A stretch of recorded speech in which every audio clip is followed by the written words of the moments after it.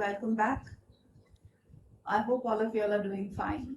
Just after completing the Saturn video, I thought let me do something very different, which is not spoken about. And yes, we have a lot of people who have this thought in mind. How exactly would this planet be if it is placed in this specific house? So today we are going to discuss Ketu in the 11th house, and what is it that it would be giving you in the 11th house. Before moving on with this video, I'd like you to subscribe to the channel and do like the video if you find the content interesting. Now, what is Ketu? You've heard about Ketu as isolation. Ketu is a monk. Ketu won't take away everything if it comes in the form of dasha. Ketu is cut off. Ketu is a hills. Ketu is mountains. Ketu is meditation. Now, what happens to Ketu when it is placed in the 11th house? Say you are a Taurus ascendant, so you've got the sign of Pisces in your 11th house, okay? So here Jupiter plays a very important role for you because it is taking care of your 8th house as well as your 11th house.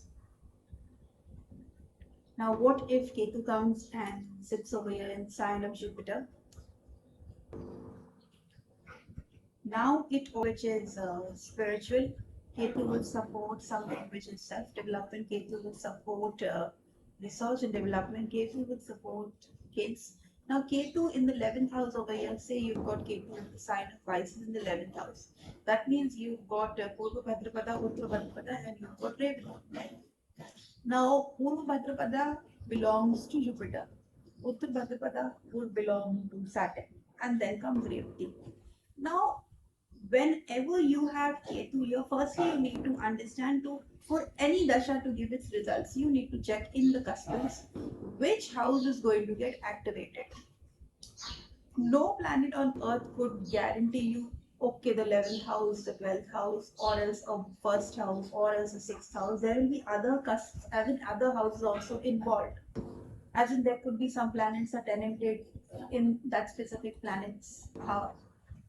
It could be that there are some good and some bad houses involved. Now, say for example, Ketu is activating your 4, 9, and 11 in this case. Ketu is activating 4, 9, and 11. Somehow you have the 9th house involved, you have the 4th house involved, and you have the 11th house involved.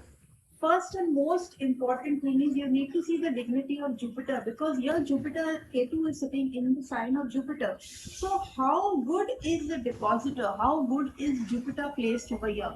So say Jupiter for a Taurus ascendant is placed in the 2nd house. So here Ketu is also activating the 2nd house, the 4th house, the 9th house, and the 11th house. What exactly will happen in this dasha? Jupiter itself is promising the 8th house, 11th house, sitting in the 2nd house, so it's a 2, 8, 11 combination. Ketu is promising the 4th, 9th, and 11th house. So 11 is common over here where Jupiter is guaranteeing gains. Now, what kind of gains? Say Ketu is going through the nakshatra of Jupiter. Okay. When you're talking about Purva Bhadrapada, Jupiter is going through the nakshatra of Ketu. So here what would happen? It would give this person spiritual knowledge. Maybe this person has not been into that kind of domain. Say maybe you're a technical person. You're more of, with technicality, and you understand nothing about spirituality. Suddenly you will realize you pick up a book from somewhere and you buy it online, somebody gives it to you, or else you automatically keep getting into scrolling through those videos and watching shorts related to transits of spirituality, or as esoteric stuff, or as some kind of a research oriented work. Now here Ketu is giving you self development, okay, to understand the self. The second aspect coming to Uttar Bhadrapada. Uttar Bhadrapada is the domain for Saturn. Now, what Ketu would give you here? It will give you wealth. Because for a Taurus ascendant, if you see, Saturn is taking care of the 9th house of Bhagya and even 10th house of Bhagya, 10th house of Karya, I'm sorry. So here you will see that this person will make a lot of money through his own career. Because it is Saturn, it's all about karma, it's all about what you do, this is what you're going to get. So Saturn doesn't understand good and bad. Saturn only understands what you've done, you will get that. There's not a very great menu which is going to be served to you if your karma is bad. You'll get exactly what you have. So here, Ketu in Saturn Nakshatra will give this person a lot of wealth from his career, from whatever is his line of profession. It doesn't mean you're a spiritual person. No, you can get into this. Yes, if you're in the Ketu domain, if you're doing things related to Ketu, such as healing, such as consultation, such as all the Ketu stuff, you can get online a lot of information of what exactly Ketu is and what does it support. Now coming to the third most part, it is the last nakshatra for the Pisces. That is Revati. Now Revati here belongs to, as in the planet which takes care, is Mercury. Now Mercury is communication. Here the person will work on his communication skills. Though they say Ketu and Mercury combination does not allow a person to speak, but that's not true. This is just a dasra which is going on and Ketu is going to give you results of that specific thing.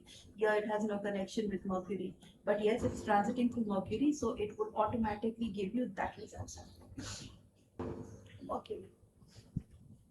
Second most important thing, whenever you see a Ketu axis, wherein Ketu in the 11th house, Rahu in the 5th house, yeah, Rahu will delay the kids. It will give amazing kids. It may give a kid, it may give two kids, but it will give amazing kids. Brilliant kids. And Ketu in the 11th house over here will promise this person fortunes because this person has already seen it big in his past life. He's already a king, and a king doesn't bother about how much this person, how much am I going to get, how much am I going to, win over, how much is it that I'm going to conquer. The king knows I'm already a king. So here, Ketu in the 11th house will give you amazing results. Somehow, if Ketu is connected with the 12th house and the 8th house, and in that scenario, it could give you some issues, or else.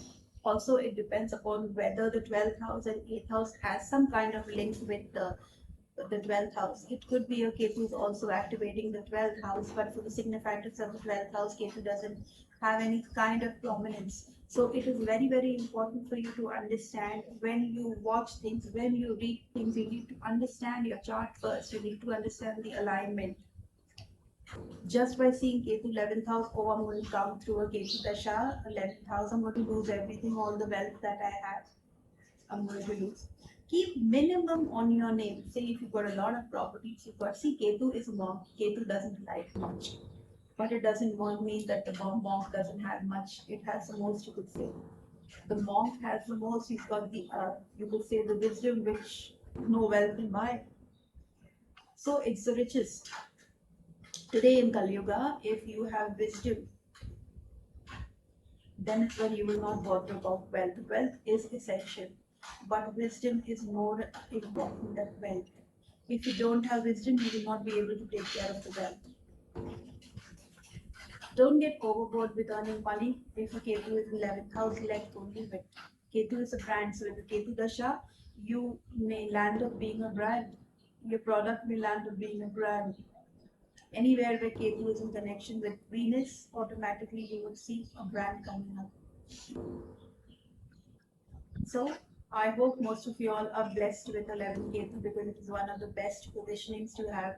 The best dasha. Coming late in life is a blessing. Coming early in life, you'll not be able to make up the difference with what is it to have a Ketu dasha and what is it to have a Venus dasha.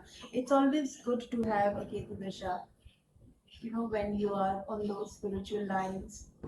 So it could be that you've not seen success in the earlier half, but later on, when a Ketu Dasha hits in, when the Venus Dasha hits in, and there is some combination with the 11th house, automatically you get success coming in. I hope you've liked this video, and for all those who do not understand what is Ketu 11th house, what is a chart, what is a Dasha and the Dasha transit coming in, you can always get in touch with us. Subscribe to our channel, do like and share. Thank you so much for watching. God bless you.